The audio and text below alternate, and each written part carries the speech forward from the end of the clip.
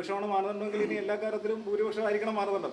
അല്ല, അത് that has to be there. കാരണം ഈ ഒരു നോംസ് സെറ്റ് ചെയ്തിട്ട് ഒരിടത്തൊരു നീതി മറ്റൊരിടത്ത് മേയർ നീങ്ങാൻ പറ്റില്ല. കൊച്ചി മേയർ തീരുമാനിച്ചതിൽ കോൺഗ്രസിൽ വലിയ അഭിപ്രായ വ്യത്യാസമാണല്ലോ. ഇന്നലെ ഇനിയും വാതിലുകൾ തുറക്കപ്പെടുമെന്നൊക്കെ പറഞ്ഞിട്ട് ഫേസ്ബുക്ക് പോസ്റ്റ് MLA കണ്ടിരുന്നു. എന്താണ്, തർക്കമാണോ? യഥാർത്ഥത്തിൽ ഞാൻ വിചാരിച്ചു ഈ സമയത്ത് ഈ മണിക്കൂറിൽ കേരളം അല്ലെങ്കിൽ നമ്മൾ ചർച്ച ചെയ്യണമെന്ന് ഞാൻ ആഗ്രഹിച്ച അല്ലെങ്കിൽ പ്രതീക്ഷിച്ച ഒരു വിഷയം വേറെ ഒന്നായിരുന്നു. അതായത് ഇന്ന് വരുന്ന വാർത്തകളനുസരിച്ച് ഈ രാജ്യത്തെമ്പാടും ഈ ക്രൈസ്തവർക്കെതിരെ, ഈ ക്രിസ്മസ് ആഘോഷങ്ങൾക്കെതിരെ സമാനതകളില്ലാത്ത ആക്രമണമാണ് ഇപ്പോൾ രാജ്യത്ത് നടന്നുകൊണ്ടിരിക്കുന്നത്. സ്വാതന്ത്ര്യാനന്തര ഇന്ത്യയിൽ ഇത്രയും ക്രിസ്ത്യാനികളെ ക്രിസ്മസ് ക്രിസ്മസ് ആഘോഷങ്ങളെ അലങ്കോലമാക്കിയ ഒരു കാലഘട്ടം ഉണ്ടെന്ന് എനിക്ക് തോന്നുന്നില്ല. അപ്പോൾ അതുകൊണ്ട് ആ വിഷയം കേരളം ഗൗരവത്തിൽ ചർച്ച ചെയ്യണമെന്നാണ് ഞാൻ ആഗ്രഹിക്കുന്നത്. തന്നെ ഇപ്പോൾ ക്രിസ്മസ് ആണല്ലോ, ഈ സമയത്ത് കേക്കൊക്കെ ആയിട്ട് അരമനയിലേക്കും മഠത്തിലേക്കും ഒക്കെ വരുന്ന അറസ്റ്റുകാരെയും സംഘപരിവാറുകാരെയും അടിച്ചോടിക്കണമെന്ന് പറയുന്ന സംസ്കാരം എൻ്റെ യോജിക്കാത്തതുകൊണ്ട് അവരെ ആട്ടിപ്പായിക്കാൻ തയ്യാറാവണം. കാരണം രാജ്യത്തെമ്പാടുമുള്ള ക്രൈസ്തവരെയും ക്രിസ്മസ് ആഘോഷങ്ങളെയും ഒരു കരുണയുമില്ലാതെ വേട്ടയാടുന്നതിന് എല്ലാ പിന്തുണയും നൽകുന്നത് കേന്ദ്ര സർക്കാരും സംഘപരിവാറും RSSും പ്രദാനം ചെയ്യുന്ന ഒരു പ്രത്യയശാസ്ത്രവും ചിന്തയുമാണ്. അതും മനസ്സിൽ വെച്ചിട്ടാണ് ഇവരൊക്കെ അരമന കയറി ഇറങ്ങുന്നത് എന്ന് തിരിച്ചറിയേണ്ടവർ തിരിച്ചറിയണം. ആ കാര്യമാണ് ഗൗരവത്തിൽ ചർച്ച ചെയ്യേണ്ടതെന്നാണ് എനിക്ക് തോന്നുന്നത്. അല്ല, ഈ വിഷയത്തിൽ യഥാർത്ഥത്തിൽ ഞാനിപ്പോൾ ഒരു KPCCയുടെ വൈസ് പ്രസിഡന്റ് എന്ന നിലയിൽ ഇതുമായി ബന്ധപ്പെട്ട് പറയേണ്ട കാര്യങ്ങൾ സംഘടനാപരമായ ഒരു രീതിയിലും പറയാനാണ് ഞാൻ ആഗ്രഹിക്കുന്നത്. അതാണ് അപ്രോപ്രിയേറ്റ്. അതല്ലാതെ അതിൻ്റെ മറ്റു വശങ്ങളിലേക്ക് കടക്കാൻ ഞാൻ ആഗ്രഹിക്കുന്നില്ല. പക്ഷേ ഞാൻ ഇന്നലെ ഇട്ട ഫേസ്ബുക്ക് പോസ്റ്റുമായിട്ട് ബന്ധപ്പെട്ട് നിങ്ങൾ പലരും എന്നെ ഇന്നലെ മുതൽ വിളിക്കുന്നുണ്ടായിരുന്നു. അപ്പോൾ അതുകൊണ്ട് അത് എക്സ്പ്ലെയിൻ ചെയ്യാൻ ഞാൻ ബാധ്യസ്ഥനാണ്.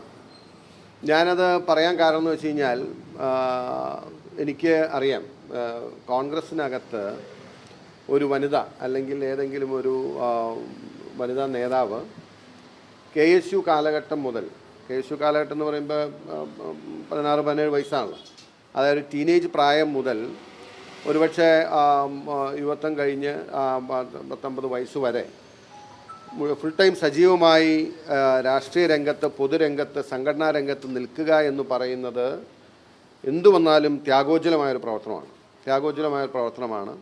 അത് സാധാരണ ഞങ്ങൾ പോലെയല്ല.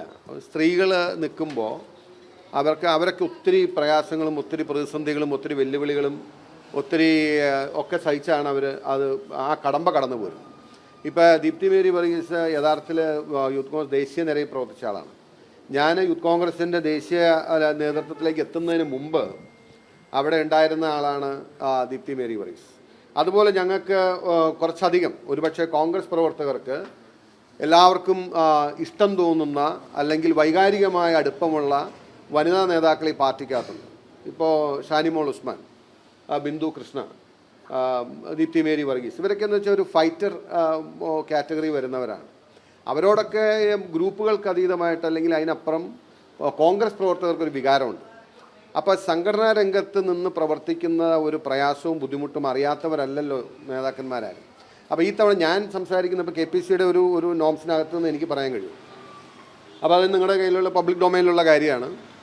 KPCC ഈ തവണ നോംസ് കൊടുത്തപ്പോൾ പാർട്ടിയുടെ സുപ്രധാനമായ സംഘടനാ പദവികൾ അലങ്കരിക്കുന്നവർക്ക് പ്രത്യേക പരിഗണന പാർട്ടി കൊടുക്കണമെന്ന് പറഞ്ഞതിൻ്റെ പിന്നിലുള്ള ഛേദോവികാരം എന്ന് പറയുന്നത് അത് യഥാർത്ഥത്തിൽ ഇതുപോലെ സംഘടനാ പ്രവർത്തനത്തിൽ കാലാകാലങ്ങളായി പാർട്ടിക്കൊപ്പം നിന്ന് ഈ പാർട്ടിയുടെ എല്ലാ പ്രയാസങ്ങളിലും പ്രതിസന്ധികളിലും സമരങ്ങളിലും അല്ലെങ്കിൽ ലാത്തിചാർജുകളിലും ഒക്കെ നിന്ന് വരുന്നവർക്ക് ഇതുപോലുള്ള കാര്യം പാർലമെൻ്ററി രംഗത്തേക്ക് വരുമ്പോൾ ഒരു പ്രത്യേക പരിഗണന കൊടുക്കണം എന്ന അർത്ഥത്തിലാണ് അത് എഴുതിയത്. അങ്ങനെ നോക്കുമ്പോൾ കേരള പ്രദേശ് കോൺഗ്രസ് കമ്മിറ്റിയുടെ ജനറൽ സെക്രട്ടറി ആയിരിക്കുന്ന മേള കോൺഗ്രസിൻ്റെ സംസ്ഥാന നേതാവായിരുന്ന യൂത്ത് കോൺഗ്രസിൻ്റെ അഖിലേന്ത്യാ സെക്രട്ടറി ആയിരുന്ന KSUവിൻ്റെ നേതാവായിരുന്ന അതിദീർഘകാലമായി പൊതുരംഗത്ത് നിറഞ്ഞു നിൽക്കുന്ന ഒരു വനിതാ വ്യക്തിത്വം എന്ന നിലയിൽ ദീപ്തി ഒരു പരിഗണന സ്വാഭാവികം. ഞങ്ങൾ മാത്രമല്ല, പാർട്ടിക്കകത്ത് മാത്രമല്ല, ഒരു പൊതുസമൂഹത്തിൻ്റെ വലിയൊരു താല്പര്യവും ഇഷ്ടമൊക്കെ അതിൻ്റെ അകത്തുണ്ടായിരുന്നു. അപ്പോൾ അങ്ങനെ അവർ പരിഗണിക്കപ്പെടുമെന്നാണ് ഞാനും കരുതിയിരുന്നത്. അപ്പോൾ അത് ഇല്ല എന്നൊരു കാര്യം വന്നപ്പോൾ സ്വാഭാവികമായിട്ടും ഉണ്ടാകുന്ന ഒരു പൊതുനിരാശ. അപ്പം ഞാനും പലവട്ടം ഈ സമാനമായ ഇതിലൂടെ കടന്നു പോയിട്ടുള്ള ഒരാളാണ്. ആ നിലയ്ക്ക് അവർക്കൊരു ഐക്യദാർഢ്യ നിലയിലാണ് ഞാൻ പറഞ്ഞത്, ഒരു വാതിലടയുമ്പോൾ രാഷ്ട്രീയം അങ്ങനെയാണ്. രാഷ്ട്രീയത്തിൽ ഒരാളെ എക്കാലത്തേക്ക് ആരെയും മാറ്റി നിർത്താൻ സാധിക്കില്ല. എന്നോട് ബഹുമാനായ ശ്രീ കെ സുധാകരൻ പറഞ്ഞ ഒരു വാചകം എനിക്ക് എപ്പോഴും ഓർമ്മയുണ്ട്. നിൻ്റെ പൊളിറ്റിക്സിലെ അധ്വാനം ഒരിക്കലും കൗണ്ട് ചെയ്യപ്പെടാതെ പോകത്തില്ല എന്നാണ് അദ്ദേഹം പറഞ്ഞത്. എന്ന് പറഞ്ഞ മാതിരി അവരുടെ ഒരു കോൺട്രിബ്യൂഷൻ പാർട്ടിക്കുണ്ട്, അത് പരിഗണിക്കപ്പെടുമെന്ന് തന്നെയാണ് ഞാൻ കരുതിയത്. അതുകൊണ്ടാണ് ഞാൻ അങ്ങനെ ഫേസ്ബുക്ക് പോസ്റ്റ് ഉണ്ടായിരുന്നത്. ഈ കൗൺസിലർമാരുടെ എണ്ണമാണ് പറയുന്ന ഒരു മാനദണ്ഡം. ആ കൗൺസിലർമാരുടെ എണ്ണത്തിൽ ദീപ്തി പിന്നിലായി പോയതുകൊണ്ടാണ് ദീപ്തി ഒഴിവാക്കപ്പെട്ടതെന്നുള്ളതാണ് DCC അടക്കം വിശദീകരിക്കുന്നത്. അതൊരു പുതിയ മാനദണ്ഡമായി പാർട്ടിയിലേക്ക് വരികയാണ്. അല്ല, ഇപ്പോൾ പാർട്ടി പറഞ്ഞിരിക്കുന്നത് ഭൂരിപക്ഷം അഭിപ്രായത്തെ മാനിച്ചുകൊണ്ട് അങ്ങനെ ഒരു തീരുമാനമെടുത്തു എന്നാണ്. ഞാൻ പാർട്ടി ഒരു തീരുമാനത്തെയോ അല്ലെങ്കിൽ നിലപാടിനെയോ ചോദ്യം ചെയ്യുന്ന അപ്രോപ്രിയേറ്റ് അല്ല, ചോദ്യം ചെയ്യാൻ ഉദ്ദേശിക്കുന്നില്ല. പക്ഷെ ഞാൻ മനസ്സിലാക്കുന്നൊരു കാര്യം, പാർട്ടിയിലെയും പാർലമെൻ്ററി രംഗത്തെയും എല്ലാ പദവികളിലും ഇങ്ങനെയൊരു ഭൂരിപക്ഷാടിസ്ഥാനത്തിലാണ് ആളുകൾ ഇരിക്കുന്നതെന്ന് പറയുന്നത് ശരിയല്ല. പാർട്ടിക്കകത്ത് ഈ എല്ലാ തെരഞ്ഞെടുപ്പുകളും എല്ലാ തീരുമാനങ്ങളും ഭൂരിപക്ഷത്തിൻ്റെ അഭിപ്രായപ്രകാരമാണ് എന്ന് പറയാൻ കഴിയില്ല. അതൊരു യാഥാർത്ഥ്യമാണ്. അത് സംഘടനാ രംഗത്താണെങ്കിലും പാർലമെൻ്ററി രംഗത്താണെങ്കിലും ഭൂരിപക്ഷാടിസ്ഥാനത്തിലുള്ള തീരുമാനങ്ങളല്ല എപ്പോഴും എടുത്തത്. അത് പാർട്ടിയുടെ ഉത്തമ താല്പര്യത്തെ പ്രതി പാർട്ടിയുടെ എല്ലാ സാഹചര്യങ്ങളും പരിശോധിച്ച് ഒരു പൊതുവികാരം മാനിച്ച് ഒരു പൊതു അഭിപ്രായ ഐക്യത്തിൻ്റെ ഭാഗമായി, അല്ലെങ്കിൽ ചിലപ്പോൾ പലപ്പോഴും ഒരു മുന്നോട്ടുള്ള യാത്രയ്ക്ക് അനിവാര്യമാണെന്ന് വരുമ്പോഴാണ് നമ്മളത് ചെയ്യുന്നത്. പിന്നെ ഞാൻ പറഞ്ഞില്ലേ, ഇപ്പം എല്ലാ കാര്യത്തിലും ഇങ്ങനെ കീറിക്കെട്ടി ഭൂരിപക്ഷം പരിശോധിക്കുന്ന രീതി ഇനി പാർട്ടിക്കൊരു അതൊരു മാനദണ്ഡമാവുകയാണോ എന്നെനിക്കറിയില്ല. ഇതിൻ്റെ അകത്തൊരു കാര്യം, നമ്മൾ സ്വീകാര്യത എന്ന് പറയുന്നത് പല രീതിയിലാണ്. സ്വീകാര്യത ഞാൻ പറഞ്ഞു, ഇപ്പോൾ സംഘടനാ രംഗത്ത് നിൽക്കുന്നവരുണ്ട്. സംഘടനാ രംഗത്ത് KSU കാലഘട്ടം മുതൽ KPC തലം വരെ സംഘടനാ രംഗത്ത് നിന്നും പ്രവർത്തിക്കുന്ന ഒരാൾക്ക് സ്വാഭാവികമായിട്ടും പാർട്ടിക്കകത്ത് അതനുസരിച്ചുള്ള അനുയായികളും പിന്തുണയും എതിർപ്പുകളും ഉണ്ടാവും. കാരണം അവർ പല തീരുമാനത്തിൻ്റെയും ഭാഗമായിരിക്കും. പലപ്പോഴും പല ഘട്ടങ്ങളിലും പല അഭിപ്രായങ്ങൾ പറയേണ്ടി വന്നിട്ടുണ്ടാവും. എന്നാൽ പാർട്ടിക്ക് അത് ബൈലാറ്ററലായിട്ട് വരുന്ന പലരുമുണ്ട്. പല സാഹചര്യങ്ങളിൽ നിന്നും പല കാര്യങ്ങൾ കൊണ്ട് ഒരുപക്ഷെ ഒരു പ്രത്യേക പദവിയിലേക്കോ ഒരു പ്രത്യേക സ്ഥാനത്തേക്കോ ഒരു പ്രത്യേക കോണ്ടെക്സ്റ്റിലോ ബൈലാറ്ററലായി പാർട്ടി മെയിൻ സ്ട്രീമിൽ എൻ്റർ ചെയ്യുന്നവരുണ്ട്. അവർക്ക് അങ്ങനെയുള്ള എതിർപ്പുകൾ ഒരു പക്ഷേ ഉണ്ടാക്കുന്നില്ല. അപ്പോൾ നോക്കുമ്പോൾ സ്വീകാര്യത, ആർക്കും എതിർപ്പില്ലാത്ത പേര്, അല്ലെങ്കിൽ എല്ലാവരും പിന്തുണയ്ക്കുന്ന പേര്. കാരണം എന്തുകൊണ്ടാണ്? അവർ പാർട്ടിയുടെ ഡിസിഷൻ മേക്കിങ്ങിലോ പാർട്ടിയുടെ സംഘടനാ സ്ട്രക്ചറിലോ പെയിനും കോൺട്രിബ്യൂഷനും ഇല്ലാത്തത് കൊണ്ടാണ് ആർക്കും എതിർപ്പില്ലാത്തത്. ഇപ്പം എന്നോട് എതിർപ്പ് കാണും. എനിക്ക് എന്നെ എതിർക്കുന്നവർ ഇത് കാരണം എന്താ? ഞാൻ KSU കാലഘട്ടം മുതലേ യൂത്ത് കോൺഗ്രസ് കാലഘട്ടം മുതലേ പാർട്ടിയുടെ ഒരുപാട് തീരുമാനങ്ങളിൽ ഞാൻ ഭാഗവാക്കാണ്. അതുകൊണ്ട് ഏറ്റവും ഉന്നതരായി നിൽക്കുന്ന ആളുകൾക്കെതിരെയും എതിർപ്പുണ്ടാവും. കാരണം അവർ പാർട്ടിയെ കൊണ്ടുനടക്കാൻ വേണ്ടി പാർട്ടിക്ക് വേണ്ടി തീരുമാനങ്ങൾ എടുക്കുന്നവരാണ്. അതിൻ്റെ അർത്ഥം ഏതെങ്കിലും ഒരു കാര്യത്തിലും ഇടപെടാത്ത ആളെ കൊണ്ടുവന്ന്, അല്ലെങ്കിൽ അങ്ങനെ കൊണ്ടുവന്ന് പെട്ടെന്ന് കൊണ്ടുവന്ന് താരത്തിൽ കൊണ്ടുവന്ന് അതൊരു സംഘടനാ രീതിയാണോ എന്നെനിക്ക് എനിക്കറിയില്ല, അതിനോട് ഇതില്ല. പക്ഷേ ഇനിയിപ്പോൾ എല്ലാം ഭൂരിപക്ഷ പ്രകാരമാണ് തീരുമാനിക്കുന്നത് എന്ന് വരികിൽ അതൊരു പാർട്ടിയിലൊരു പുതിയ നോംസാണ്. പക്ഷേ അതിനെ നമുക്ക് തള്ളിപ്പറയാൻ കഴിയില്ല. കാരണം ഒരു ജനാധിപത്യമാണ്. ജനാധിപത്യത്തിൽ തീരുമാനമെടുക്കേണ്ടത് ലീഡർഷിപ്പാണ്. ലീഡർഷിപ്പിന് യുക്തമായൊരു തീരുമാനം അല്ലെങ്കിൽ പാർട്ടിയെ പ്രതി ഒരു നേതൃതലത്തിൽ നിന്ന് ഒരു തീരുമാനം എടുക്കാൻ കഴിയുന്നില്ല എങ്കിൽ പിന്നെ ഞങ്ങൾ ഭൂരിപക്ഷം നോക്കിയതാണെന്ന് പറഞ്ഞാൽ ഇപ്പോൾ ആരെയും തെറ്റു പറയാൻ കഴിയില്ല. ഇപ്പോൾ ജില്ലാ കോൺഗ്രസ് കമ്മിറ്റി അഡോപ്റ്റ് ചെയ്തൊരു മാനദണ്ഡം അതാണ്. ബഹുമാനായ പ്രതിപക്ഷ നേതാവിന് ചുമതല ഉണ്ടായിരുന്നതാണ് കൊച്ചിൻ കോർപ്പറേഷൻ. അതിൻ്റെ വിജയത്തിന് വേണ്ടിയിട്ട് എല്ലാ ചുക്കാനും പിടിച്ചതും എല്ലാ നേതൃത്വം നൽകിയതും എല്ലാ കാര്യങ്ങളും നിർവഹിച്ച അദ്ദേഹമാണ്.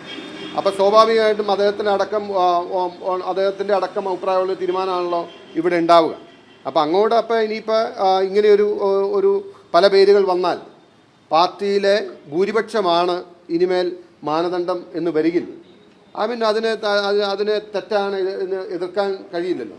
കാരണം ജനാധിപത്യമാണ് കോൺഗ്രസിൻ്റെ അടിസ്ഥാനം. പിണറായിയെ പോലെ നമുക്ക് അല്ലെങ്കിൽ കമ്മ്യൂണിസ്റ്റ് പാർട്ടിയെ പോലെ പാർട്ടിയിലെ ഏതെങ്കിലും നേതാവോ അല്ലെങ്കിൽ പാർട്ടി ഇന്ന ഘടകം തീരുമാനിച്ചു അതുകൊണ്ട് ഇനി അതേ ഉള്ളൂ എന്ന് പറയാൻ കഴിയില്ല. അപ്പോൾ നാച്ചുറലി അതുകൊണ്ട് ആ പാർട്ടി തീരുമാനത്തെ തള്ളിപ്പറയാനോ ചോദ്യം ചെയ്യാനോ ഞാനില്ല. പക്ഷേ എനിക്ക് ഇങ്ങനെ കുറച്ച് കാര്യങ്ങൾ ഇങ്ങനെ തോന്നിയിരുന്നു, അതുകൊണ്ട് ഞാനിങ്ങനെ പറഞ്ഞത് മാത്രം. ഭൂരിപക്ഷമാണ് മാനദണ്ഡമെങ്കിൽ ഇനി എല്ലാ കാര്യത്തിലും ഭൂരിപക്ഷമായിരിക്കണം മാനദണ്ഡം. അല്ല, അത് that has to be the. കാരണം ഈ ഒരു നോംസ് സെറ്റ് ചെയ്തിട്ട് ഒരിടത്തൊരു നീതി മറ്റൊരിടത്ത് വേറെ നീതി അത് പറ്റില്ല. പാർട്ടിയുടെ എല്ലാ ഇനിയുള്ള തീരുമാനങ്ങളിലും എല്ലാ തലത്തിലും അത് നടപ്പിലാവട്ടെ എന്നുള്ളതാണ് ഇനി അഭിപ്രായപ്പെടാനുള്ളത്. അതായിരിക്കും പാർട്ടിക്ക് നല്ലതെന്നാണ് എനിക്ക് തോന്നുന്നത്. എറണാകുളത്ത് ഒരു പവർ ഗ്രൂപ്പ് ഉണ്ടെന്ന് ഒരു ആരോപണം ഉയർന്നിരുന്നു. അത്തരം കാര്യങ്ങൾ ആ ഒരു പവർ ഗ്രൂപ്പിന്റെ അജണ്ടയാണ് ദീപ്തിയെ മാറ്റി നിർത്തിയത് എന്നുള്ളതാണ് ആക്ഷേപമായിട്ട് ഉയർന്നത്. അത്തരം ഒരു പവർ ഗ്രൂപ്പിന്റെ പ്രവർത്തനം എറണാകുളം ജില്ലയിൽ രൂപപ്പെട്ടിരുന്നു തോന്നുന്നുണ്ട്. ഇത് കോൺഗ്രസ് ആണ് പാർട്ടി. ഈ പാർട്ടി അങ്ങനെ ആർക്കും ഒന്നും കൊണ്ടുപോകാനും അങ്ങനെ പോക്കറ്റിലിടാനൊന്നും കഴിയില്ല. അങ്ങനെ ഒരു പവർ ഗ്രൂപ്പും ഇല്ല. അങ്ങനെ ഒരു പവർ ഗ്രൂപ്പിനൊന്നും ചെയ്യാനും സാധിക്കില്ല.